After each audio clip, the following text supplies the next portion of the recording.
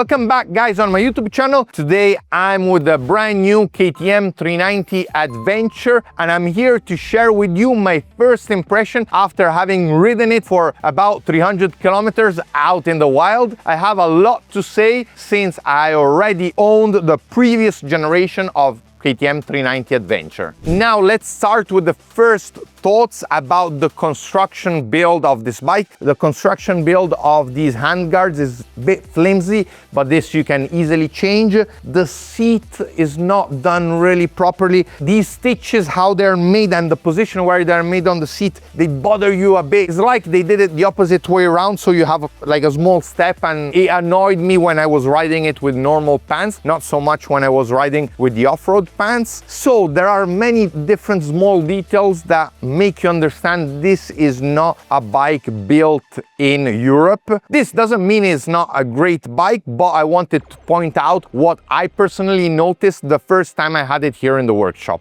Then moving on to the riding part, something that struck me a bit is the feel of the weight. Speaking about the weight of the bike, it feels very lightweight. We filled the fuel tank and now we are ready to put it on the scale and also see how the bike is balanced, the percentage of load on the front and on the rear when we have full tank and basically apart from the mirrors, everything on, because even the passenger pegs are on the bike, so we're gonna test it completely standard. So the weight of the 2025 KTM 390 Adventure R is 174.8 kilograms with a percentage load, this with a full fuel tank of 49.89 on the front and 50.11 on the rear. Very well balanced bike, and it's nice to have slightly more percentage on the rear because it will make the handling of the bike easier in off-road. Meaning that since we have the full fuel, KTM engineers managed to bring backwards the fuel and not have, you know,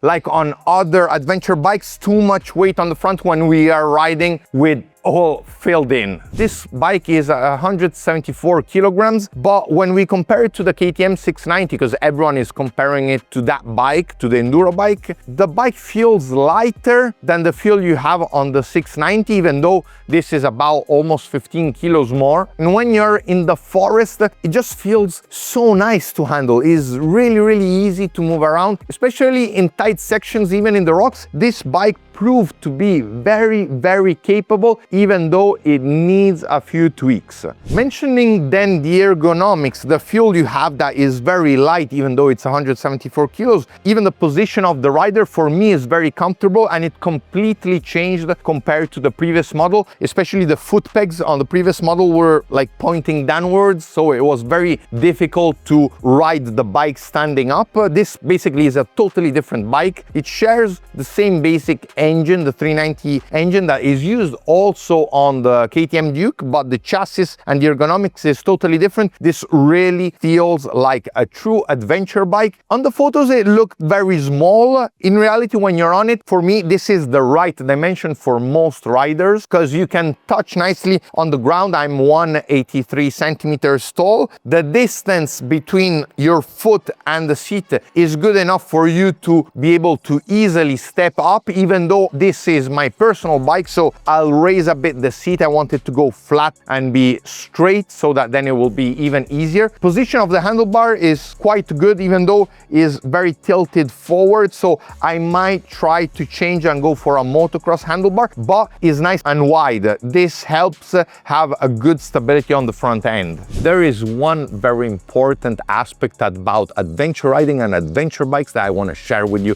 I occasionally organize rally and adventure riding schools, and what I see is that we always tend to go and buy a big capacity bike like a 700 or 1000cc bike, but the riders that are able to really ride them are very few. Many times it's better to start off with a bike that doesn't have much power but that you're able to ride easily, rather than going with a big bike and then not being able to ride, especially when you're trying to learn and you want to improve your skills. It becomes becomes very difficult to improve your skills with a bike that is already very big and very heavy. My advice to most of the adventure riders is to start with a bike that is easy, that doesn't have much power, because also that lets you experiment. You don't feel scared of like trying to make the rear skid or, you know, trying to go over some obstacle. Furthermore, with the price these bikes have, this is about 7,000 euros in Europe, is not that expensive like your 20,000 euro bike where you lay it down, you make a lot of damages. This you can afford to lay it down on the ground, and it just helps you so much build confidence. You won't believe me, I own the Tenere 700 and other adventure bikes,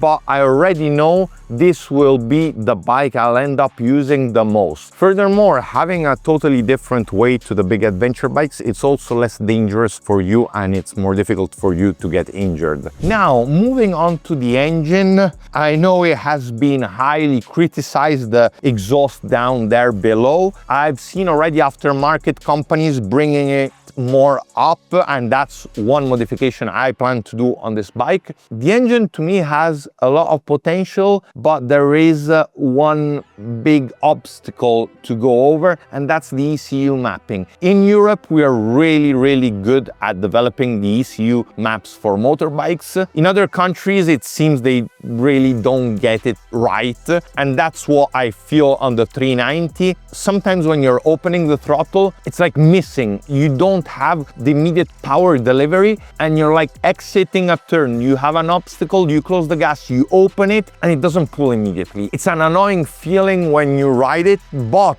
this said, for the Euro 5 Plus homologation, I'm sure that already changing the exhaust, the bike will change a lot in the response it has. After this first part of power delivery that feels inconsistent, then the rest is really nice. You can really pull the gears and you can get enough speed that you need to go fast if you want to go fast off-road. But my plan on my 390 Adventure is to change the exhaust, potentially change the airbox and put a foam filter, and then see if, for example, Rottweiler will do a power commander dedicated to the 390 Adventure, because I already installed the Rottweiler airbox and power commander kits on the 890 Adventure, and the bike completely changes, having a lot of more power and just a nicer power curve delivery. And that's what I feel I'm missing at the moment on the standard bike. Suspensions, let's speak about these. For your normal adventure riding and going also on the street, on asphalt, and going on smooth and easy off-road, not at too much high speeds, the suspensions are not that bad and you can keep it as it is standard. But if you want to do more extreme stuff like taking part in a rally, doing some more technical off-road or going at higher speeds, the suspension is too soft. But you know, this is basically the same on most bikes, not only on the 390 Adventure but also on the other manufacturers. Usually the suspensions are set up for an approximate weight of 74 kilograms. I'm over 100 kilograms when I am all dressed with my gear. This means I really need to go and modify the suspensions. Now, Rally Raid in the UK, John is already developing a kit for the front and the rear shock. Probably the ideal will be then to mount the Rally Raid extended version that gives you a bit more travel on the front and on the rear. It will raise a bit the bike, but you need that bit more travel in order to tackle, you know, for example, desert dunes and maybe hit even some jumps without bottoming out. A quick word about the brakes.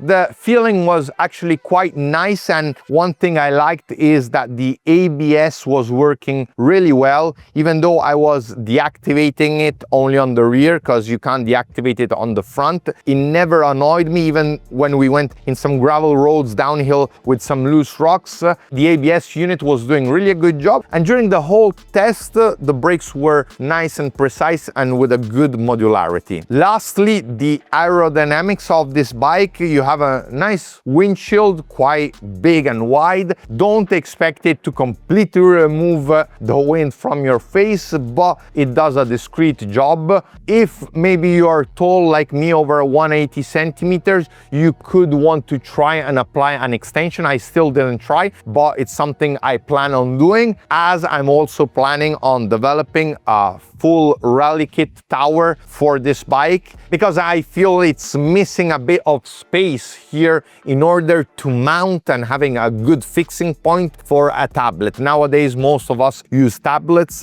and just a few still use the GPS or your phone. GPS and phone, like a Montana, you have the placement to put it on, but for a tablet, you're a bit sacrificed. So changing the front end and the front tower, moving even the OEM dashboard, could give you a lot more space to have more features on this bike. The bike has 3 riding modes: off-road, street, and rain. The rain, I don't find it so useful. I think that the off-road, you can use it the whole time. I found myself using this basically 99% of the time and didn't feel like I wanted to use the street version. The ABS, you can either have it activated only on the front or on both wheels. You cannot deactivate it completely, at least for now, until someone comes out with some dongle. You have the traction control that you can turn on and off. You can't use the traction control off-road. This is more only for your road use. You can also change the throttle response, rain, street, and off-road, but already with off-road, I told you, you're not getting the best throttle response. And you also have 2 different screen themes. You can then connect it to your phone. I still didn't connect it in order to have the navigation. The front headlight makes quite a good light at night. Only thing, it's a bit subjective. Some people really like the looks of this headlight, some others don't. Personally, I feel like it's missing something. Maybe, you know, a cover on here. I'm sure we'll see some windshield manufacturers do a full windshield that will also protect the light, but changing it to a rally kit will make this bike look like a factory rally replica. Now we are at the end of the video. I'm curious to know what's your opinion, your ideas, and any question you have down below. This is my personal bike, meaning I will keep it and I will tweak it and make modifications. My plan are to change the seat, go for a taller seat, change the suspension, putting the cartridge kit and the rear shock. I'll probably change even the wheels, go with the Han wheels with the CNC machine, the hub. I want to see also if that reduces maybe the weight slightly of the bike. I will then change the full front end, do a custom full graphic kit, and change the exhaust. Furthermore, since this will be my adventure bike to use sometimes even at events, I think I'm gonna put the Outback MotorTech crash bars, because I saw they already have them in development, so they should be able to supply them soon. I'll probably change even the fuel cap filler cap, because I want the screw one, so that's easy and quick to do, because if you do a lot of off-road with this tank that's quite big, you might get some vapor lock, and you know, it happens so much on the 697 that then people break their key inside, so that's one modification I'll do. And I might put a luggage rack maybe on the rear or some bags in order to leave home sometimes with Galia and go to the beach or to the lake to enjoy some summer time. Other thing I want to try and design is nice carbon bash plate, because when I was riding I could feel, you know, all the ding ding ding rocks here on this bash plate, and I wanted to go further up here. Other fundamental thing is the tires. We'll change tires. I wanted to do the test exactly how the bike comes from the dealership, so didn't do any modifications. These tires on the off-road are a bit slippery. The front end tends to wash out a bit. You want a more aggressive if you want to do, you know, off-road. If you just do a bit of dual sport, so a lot of road and use it to daily commute, and then do just nice plain gravel roads, these can be enough, but my advice is to go with something a bit more extreme. Now, I really want to thank you guys for watching. Be sure to subscribe to the channel and to follow me on Instagram for live content. Let me know your thoughts and I'll see you in the next one. Ciao!